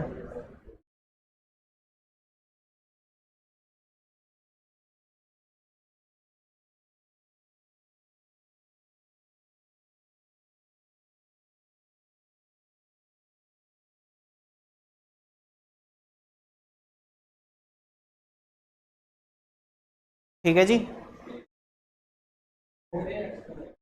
देख लो एक बार, 8 आएगा आंसर। ठीक है जी, इजी फॉर्मूला बेस्ड क्वेश्चन था एकदम। क्या मुझे जो क्वेश्चन देखना है वो तो मिल नहीं रहा, मुझे प्रॉपर्टी बेस्ड क्वेश्चन ढूंढने हैं। कहाँ मिलेंगे? अरे लो लो, आ गया भाई, आ गया। क्या प्रॉपर्टी बेस्ड है? नहीं नहीं, ये प्रॉपर्टी बेस्ड नहीं है। बट मैं आपको ये समझा देता हूँ, क्वेश्चन भी अगर एग्जाम में आता है, आप लोग छोड़ आते हो, देखो जी, इस क्वेश्चन का आंसर हमेशा +1 या -1 आता है, पहली चीज तो ये समझ लो, इसके अलावा कोई नहीं आ सकता इसका आंसर, ठीक है ना। कैसे होता है समझो। The relationship between two variable x and y is given by this equation, then the value.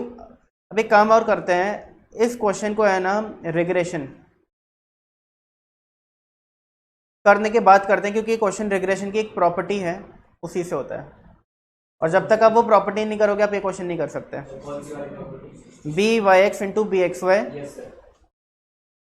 B x y into b y x is equal to r square, ये वाली प्रॉपर्टी से होता है क्वेश्चन, ठीक है ना। तो अभी आप ये कर नहीं पाओगे, और ये बी एक्स वाई और बी वाई एक्स रिग्रेशन में समझेंगे क्या होता है, तब इसको होल्ड पे डालेंगे।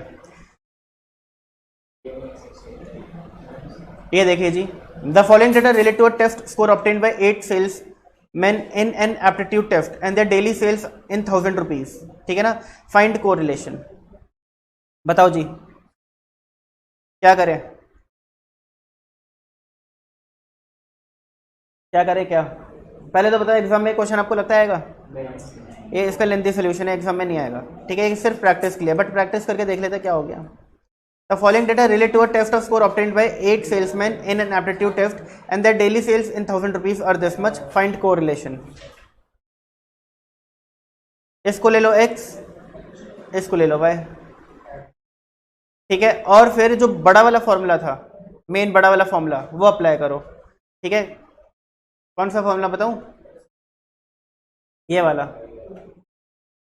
ठीक है। पहले आप क्या करो, x और y को मल्टीप्लाई करो, उनका समेशन निकाल लो, फिर समेशन x और समेशन y निकालो, उनको मल्टीप्लाई कर दो, और डिनोमिनेटर में ये चीज़ निकाल के फॉर्मूले में वैल्यू पुट करो, आपका आंसर आ जाएगा। ये क्वेश्चन कम से कम 10 मिनट लेगा, आपके 5 से 10 मिनट लेगा, तो एक बार घर पे ट्राई करना। आंसर नहीं आएगा तो फिर मैं बताऊंगा, वैसे आ जाएगा आप सभी का, ठीक है। करा नहीं रहा अभी, फिर मैं ट्राई करो आप।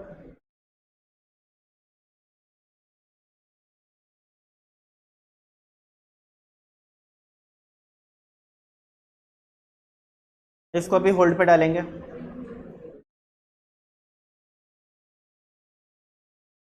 आओ जी आओ, ये वाला क्वेश्चन बताओ, एग्जाम क्वेश्चन। अरे बहुत छोटा ही है। मुझे एक बात बताइए, ये आपके पास डेटा गिवन है 2 वेरिएबल्स का, the coefficient of correlation was found to be 0.93, यानी आर एक्स वाई कितना गिवन है? 0.93।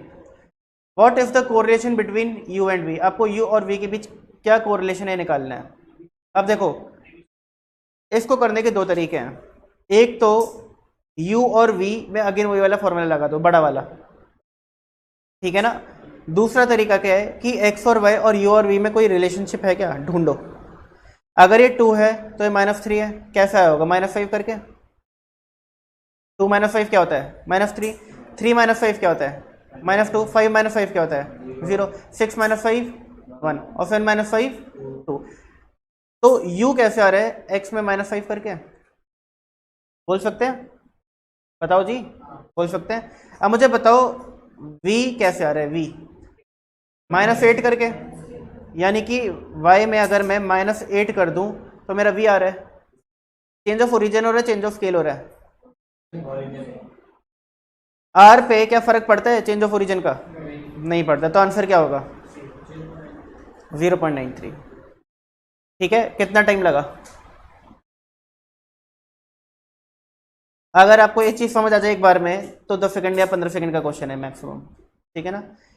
तो ये क्वेश्चन एग्जाम में आ सकते हैं, लॉजिक बेस्ड क्वेश्चन है पूरा पूरा, ठीक है ना। पढ़ने में कहाँ टाइम लगेगा उसको।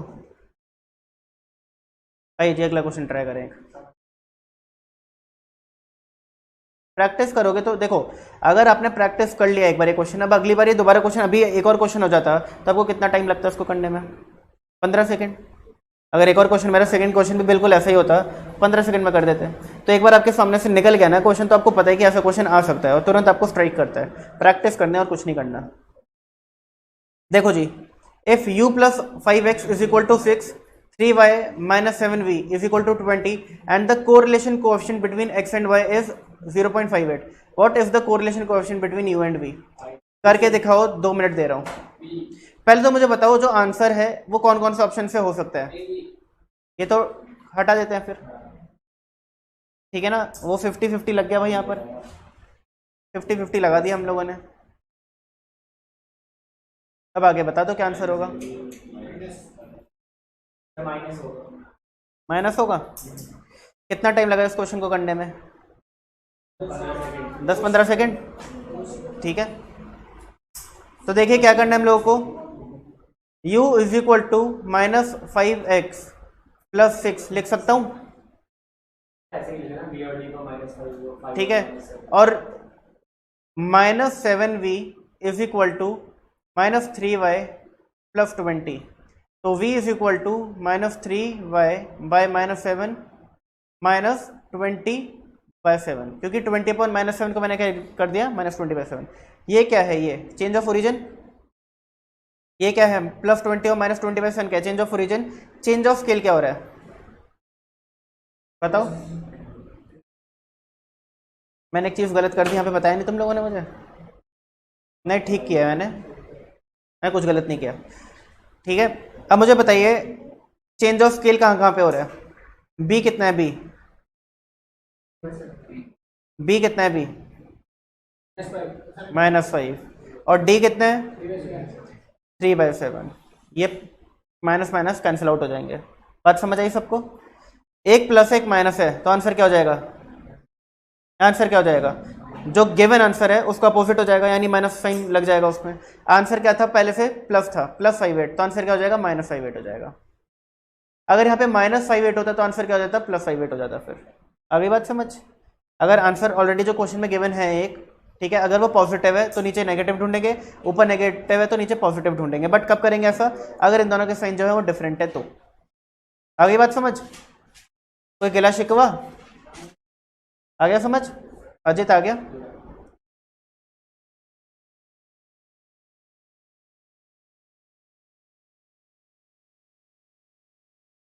आइए जी आइए। मैं काम करता हूँ ना, अगर किसी को बाई चांस समझ नहीं आया तो फॉर्मूला से समझ लो। क्या फॉर्मूला होता है? mod b into mod d into r xy, ये होता है। b कितना बताया था आप लोगों ने मुझे? -5। और d कितना है? 3/7 upon mod of -5 into mod of 3/7 into 0.58। तो देखो क्या हो गया,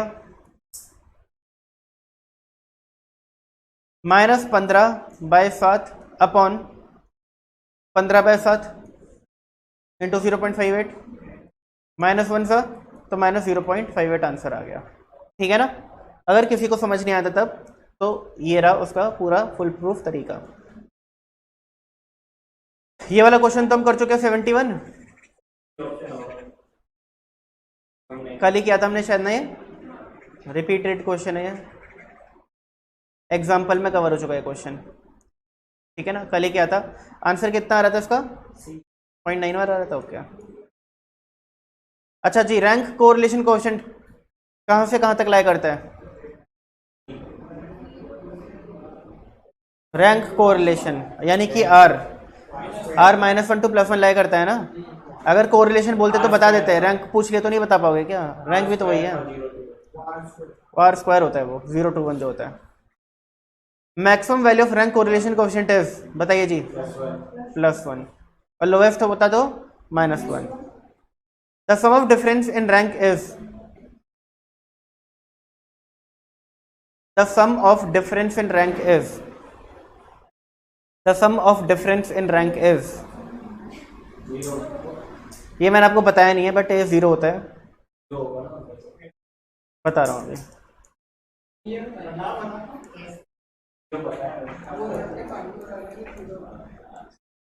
ये जज 1 है, 2 जज बैठे थे ना, मैं और ईशान सर, तो रैंकिंग दी थी हमने, चल चल के आए थे आप लोग रैंप वॉक करके। तो 1 2 5 4 3, अरे 3 सेम दे देते हैं, ठीक है। फिर 2 1, कौन सी रह गई? 4, और यहाँ पे कौन सी रह गई? 5। ठीक है ना। अब डी क्या होता है, डिफरेंस इन रैंक, बताइए जी। 1 - 2 +1 0 +1 -1, ये हमेशा 0 होगा। Difference, sum of difference in rank पूछा, याद रखना। Sum of square of differences नहीं पूछा, sum of square of differences नहीं पूछा, वो हमेशा प्लस में आता है, वो होता है डी स्क्वायर जब मैं निकालता। तो जो मेरा फॉर्मूला होता है ना उसमें डी स्क्वायर ही पूछा जाता है, याद रखना। फॉर्मूला में डी स्क्वायर आता है, बट यहाँ पे डी स्क्वायर नहीं पूछा गया है। आगे बात समझ। इसका फॉर्मूला क्या था, याद था? 1 - 6 summation d square upon n, n square -1, यही था। यहाँ पे डी स्क्वायर पूछा जाता है, ठीक है ना। और यहाँ पे हमसे क्या पूछा गया है कि सम ऑफ डिफरेंस इन रैंक क्या होगा, ठीक है। Sum of difference in rank यानी समेशन डी क्या होगा, वो हमेशा 0 होता है। कोई भी डेटा लेके देख लेना, हमेशा वो 0 होगा। अच्छा, ये चीज़ है ना, यहाँ पे लिख लो आप लोग प्लीज़, लिखो जल्दी से। कहाँ पर है रैंक कोरिलेशन वाला कॉन्सेप्ट? ये रहा। नोट्स को इम्प्रूव करना चाहिए हम लोगों को। एक नोट और लिख लेंगे यहाँ पर, sum of difference in rank is always 0, ठीक है ना। Sum of difference in rank is always 0।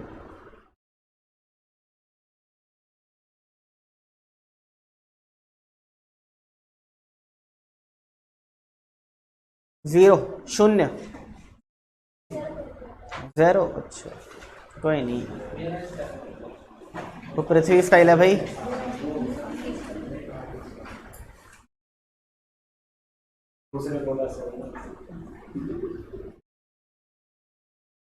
ये अगेन मैं आपको बताऊंगा जब रिग्रेशन वाला एक टॉपिक हो जाएगा ना। कुछ क्वेश्चन है ना जो कोरिलेशन रिग्रेशन के कंबाइंड है, और उसका रीजन है कि रिग्रेशन जो है उसके अंदर कोरिलेशन का यूज होता है। जब हमें रिग्रेशन निकालना होता है तो उसमें कोरिलेशन का भी यूज होता है। यानी रिग्रेशन, जैसे हमने देखा कि कोरिलेशन निकालने के लिए कोवेरियंस का यूज हो रहा था, याद है फॉर्मूले में? आर का फॉर्मूला याद है ना? Covariance x, y upon standard deviation of x into standard deviation of y। तो आर निकालने में किसका यूज हो रहा था? कोवेरियंस। ऐसे ही bxy या byx निकालने के लिए, ठीक है, आर का यूज होता है। फॉर्मूला भी नहीं लिख रहा, बट उसमें आर का यूज होता है। तो इसलिए कुछ क्वेश्चन हैं जो तभी होंगे जब आप रिग्रेशन पढ़ लोगे। हाँ जी, इसका आंसर दो। थ्योरेटिकल क्वेश्चन एकदम 39th। A question near +1 indicate tendency for a larger value of one variable to be associated with the larger value of the other। बताओ ट्रू या फॉल्स है? यही तो बात है फाउंडेशन एग्जाम में। अगर +1 है कोएफिशिएंट तो इसका मतलब क्या है? क्या इसका मतलब क्या है कि परफेक्ट पॉजिटिव कोरिलेशन के आसपास है। यानी अगर ये वाला कम से ज़्यादा से कम हो रहा है तो ये भी ज़्यादा से कम हो रहा है, या फिर एक कम से ज़्यादा हो रहा है तो ये भी कम से ज़्यादा हो रहा है। तो मुझे बताइए, अगर ये ज़्यादा से कम हो रहा है और ये भी ज़्यादा से कम हो रहा है तो इसकी लार्जर वैल्यू इसकी भी लार्जर वैल्यू से ही तो एसोसिएटेड है, और इसकी स्मॉलर से ही एसोसिएटेड है। यही तो हो रहा है। तो ये तो वो बोल रहा है कि क्या अगर ये +1 है तो एक वेरिएबल की लार्जर वैल्यू दूसरे वेरिएबल की लार्जर वैल्यू से एसोसिएटेड होगी, या दूसरे वेरिएबल की छोटी वैल्यू से एसोसिएटेड होगी? लार्जर से होगी। अगर छोटी से एसोसिएटेड है तो इनवर्स रिलेशन हो गया, नेगेटिव रिलेशन हो गया।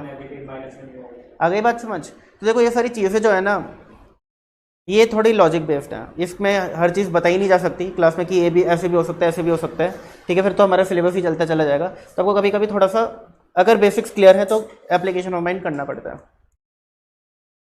आइए जी, if there is a high direct association between measures of cigarette smoking and lung damage, the correlation coefficient consist with the which above statement. पहले तो मुझे बताओ, यहाँ पे बोल रहा है high direct association, high direct association, तो यानी कि आंसर -1 या +1 के आसपास होगा। अगर तो जो एसोसिएशन है वो इनवर्स है, एक के बढ़ने से दूसरी चीज़ कम हो रही है तो -1 के आसपास होगा। एक के बढ़ने से दूसरी चीज़ भी बढ़ रही है तो +1 के आसपास होगा। अब आपको पहले तो ये बताना है कि ये जो दो वेरिएबल्स यहाँ पे हैं इनके बीच में कौन सा रिलेशनशिप है। अगर सिगरेट स्मोकिंग मैं बढ़ा दूं तो लंग डैमेज बढ़ेगा या कम होगा? तो पॉजिटिव रिलेशनशिप है। अब ये हाई एसोसिएशन बोल रहा है, पॉजिटिव के दो आंसर हैं, क्योंकि हाई एसोसिएशन बोल रहा है तो बी पे टिक करके आएंगे हम।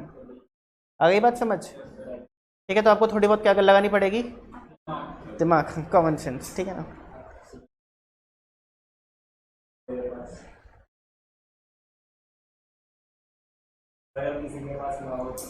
बताओ जी, तो फिर भैया मार्क्स कम आ जाते हैं फाउंडेशन एग्जाम में, और क्या। हाँ जी, ये बताइए, बताइए जी, बताइए।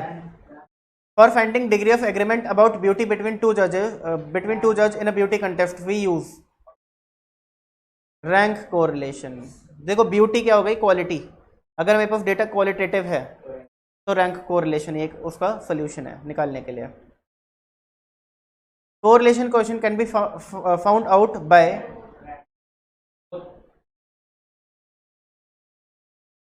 रैंक होगा। स्कैटर डायग्राम मेथड तो होता है, बट इससे आर की वैल्यू निकाल नहीं सकते, ठीक है ना।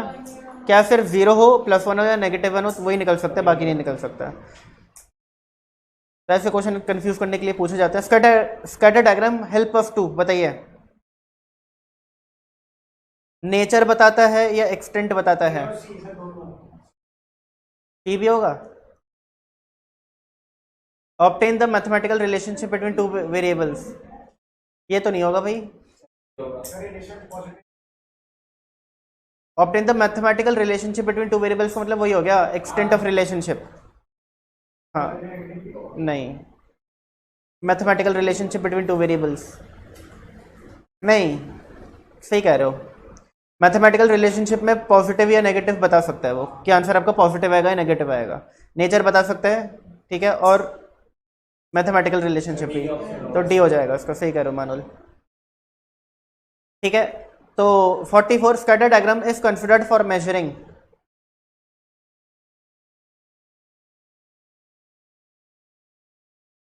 Linear relationship between two variables, ठीक है ना।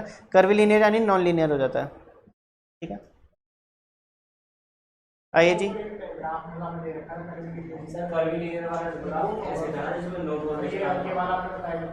कौन सा वाला?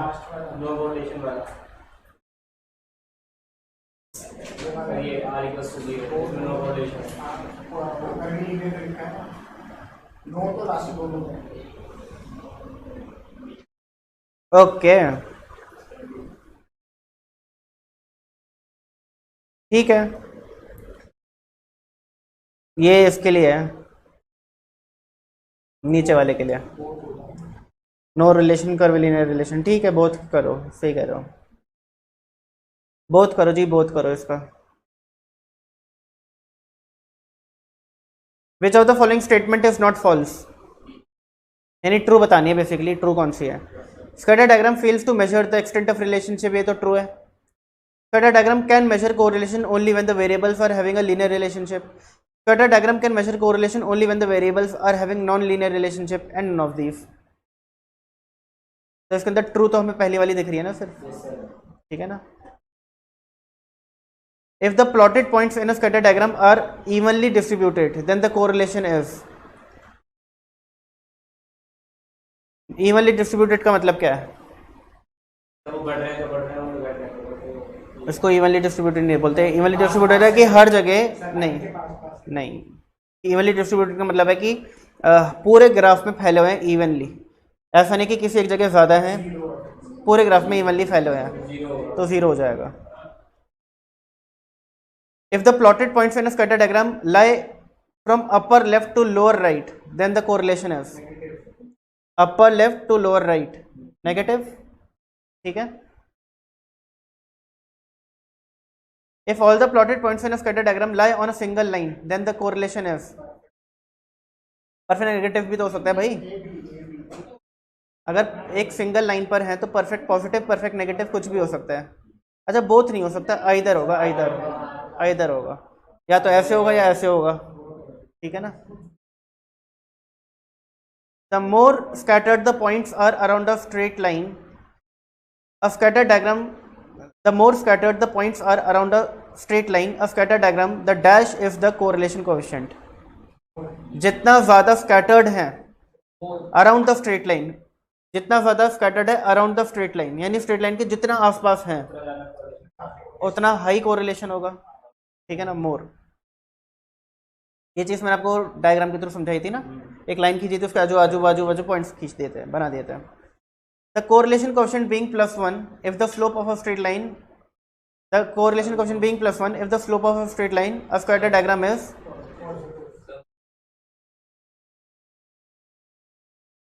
आसपास ज़्यादा स्कैटर्ड है, स्कैटर्ड मतलब कि फैले हुए हैं लेकिन लाइन के आसपास, स्कैटर्ड अराउंड अ लाइन, यानी लाइन के आसपास ही ज़्यादा है, लाइन से बहुत ज़्यादा दूर नहीं है। Away scattered away from the line लिखा होता तो फिर वो लेस डिग्री ऑफ कोरिलेशन हो जाता। अराउंड द लाइन लिखा नहीं, लाइन के आसपास है। क्या मैं समझा देता हूँ डायग्राम बनाकर। ये एक अगर मेरी लाइन है और ये भी अगर मेरी एक लाइन है, अब जो पॉइंट्स है वो स्कैटर्ड है लाइन के बहुत आसपास, और एक है लाइन से बहुत दूर भी है, पास भी है, दूर भी है, पास भी है, ठीक है। ऊपर वाला ठीक कर देता हूँ, नो कोरिलेशन नहीं लगेगा।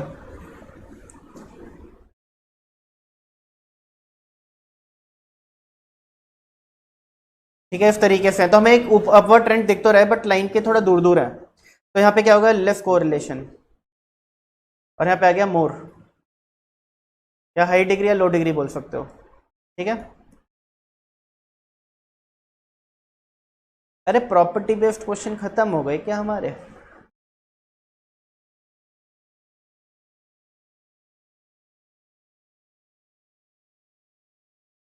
फिफ्टी 58 का बताओगे?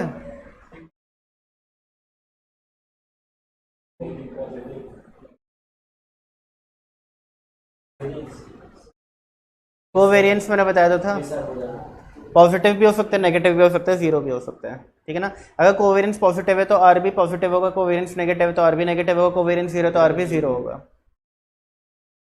Covariance measure dash variations of two variables joint, ठीक है ना, दो वेरिएबल्स होते हैं। छुट्टी कर दूं? अभी करता हूँ, रुक जाओ।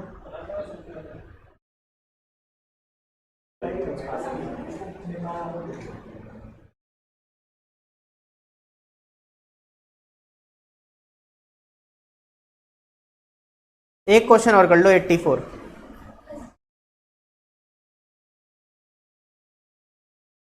करो और फिर जाओ, ठीक है, करो 84 और बाय बाय करेंगे फिर।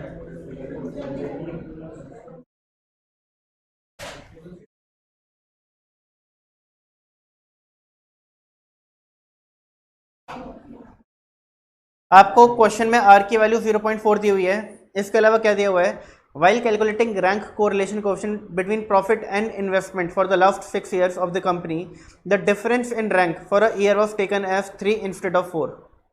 करेक्टिंग इनकरेक्ट मीन जो था उसी से रिलेटेड कॉन्सेप्ट है, करेक्टिंग इनकरेक्ट कोरिलेशन हो गया इसके अंदर, है ना।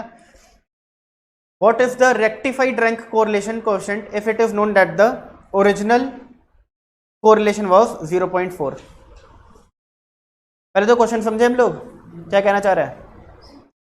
हम दो वेरिएबल्स हैं, एक प्रॉफिट और एक इन्वेस्टमेंट, ठीक है ना, इनके बीच कोरिलेशन निकाल रहे थे। क्या है, हमने रैंक कोरिलेशन का यूज़ किया और इनको निकालने के लिए मैंने क्या किया, एक पर्टिकुलर ईयर की जो डिफरेंस इन रैंक है डी जो है, वो गलती से 3 ले लिया 4 की जगह। जो डी लेते हैं ना, मैं दिस माइनस दिस, ठीक है। जजेस की अगर 2 रैंक गिवन होती हैं तो जज 1 माइनस जज 2 की रैंक क्या होता है, डी होता है, डिफरेंस इन रैंक। तो जो डिफरेंस है ना, मैंने गलती से 3 ले लिया जबकि वो था वो 4, तो 3 लेने की वजह से मेरा जो आर है वो कितना आ गया, 0.4। तो क्वेश्चन बोल रहा है कि अगर मैंने डी जो है एक पर्टिकुलर ईयर का वो 4 लिया होता तो आर मेरा कितना आया होता।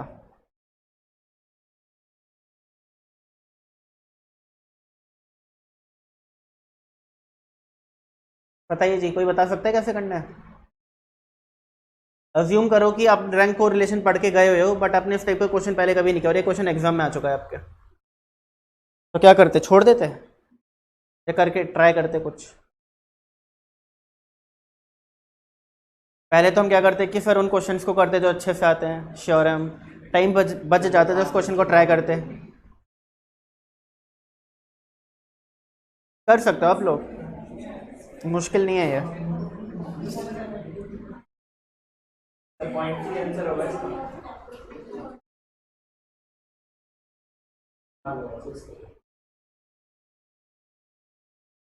65 का आंसर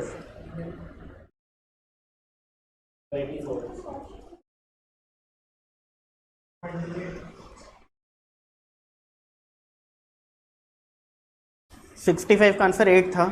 अनुष्का कहाँ पर थे हम लोग? ये रहा।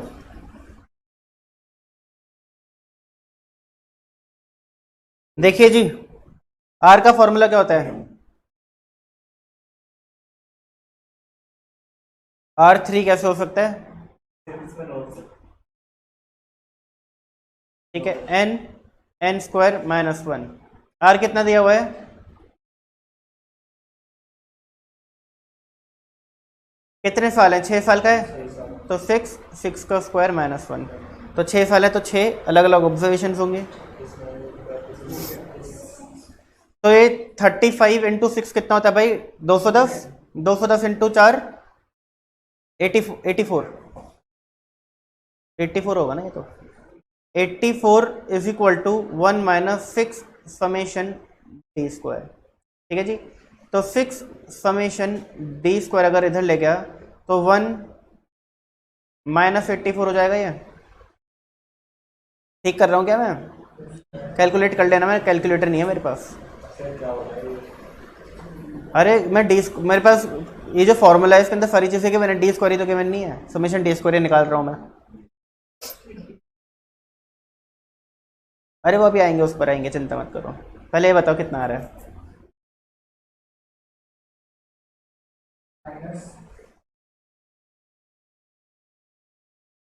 कितना आ रहा है?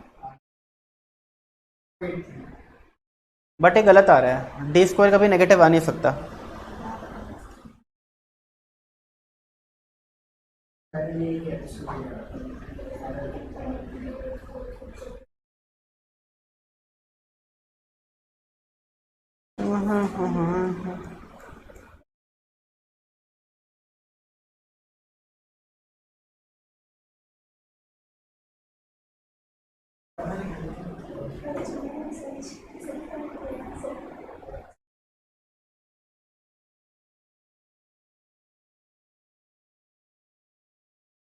फोन निकालना पड़ेगा। 35 इंटू 6 इंटू 0.4।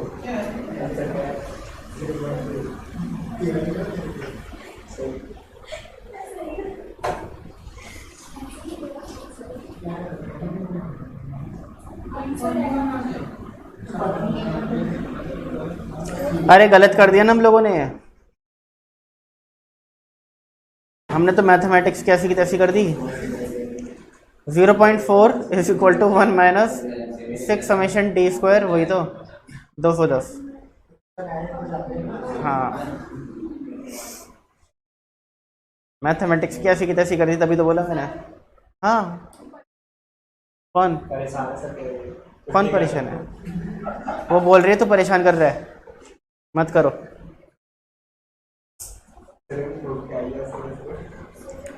दो सौ दस इंटू 0.6 126, तो समेशन डी स्क्वायर कितना हो गया? 21। चलो जी, यहाँ तक समझ आया? यहाँ तक समझ आया? वेरी गुड जी, वेरी गुड। यहाँ तक समझ आ गया तो वेरी गुड। अब ध्यान सुनो, हमें पता है कि एक जज 1 और एक जज 2 लेके चल लेते हैं। यहाँ पे वैसे प्रॉफिट और इन्वेस्टमेंट है। अरे कर लो, क्या हो गया? एक जज 1 एक जज 2 ले लेते हैं। वैसे होता क्या है नॉर्मली? क्या होता है नॉर्मली? क्या होता है यहाँ पे? क्या लेते हैं हम? प्रॉफिट और इन्वेस्टमेंट। ठीक है ना? तो हमें पता है क्या 6 सालों की क्या क्या है? 1 2 3 4 5 6 नहीं पता, नहीं, 1 साल की भी नहीं पता। बट हमें पता है कि किसी 1 साल का जो डिफरेंस इन रैंक है वो कितना है? 4, जो कि हमने 3 ले लिया था गलती से। ठीक है ना? अब मुझे एक बात बताइए, अगर मुझे करेक्ट समेशन डी स्क्वायर निकालना है, तो क्या मैं इसके अंदर -9 + 16 कर दूं? वो डिफरेंस इन रैंक दिया है 3 और 4, और हमें डी स्क्वायर करना होता है। आई बात समझ? ठीक है ना? तो करेक्ट वाला आ जाएगा, तो बताओ कितना आ रहा है? 28। अब क्या मैं अपना करेक्ट आर निकाल सकता हूं?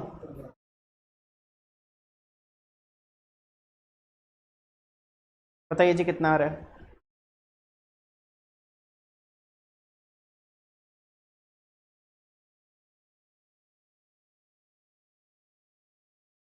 0.20। ठीक है जी, समझ आ गया? तो क्वेश्चन इतना मुश्किल था नहीं वैसे, ठीक है ना? बस इसके अंदर ये चीज़ थी जो आपको समझनी थी।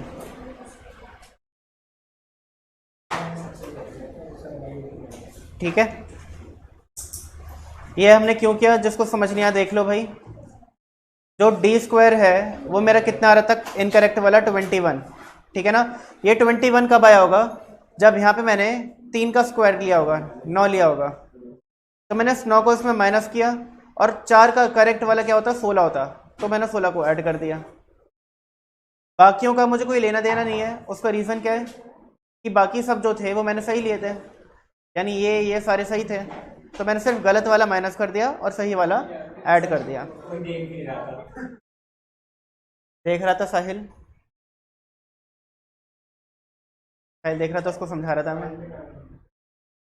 चलो अब जाओ, आज के लिए इतना ही है।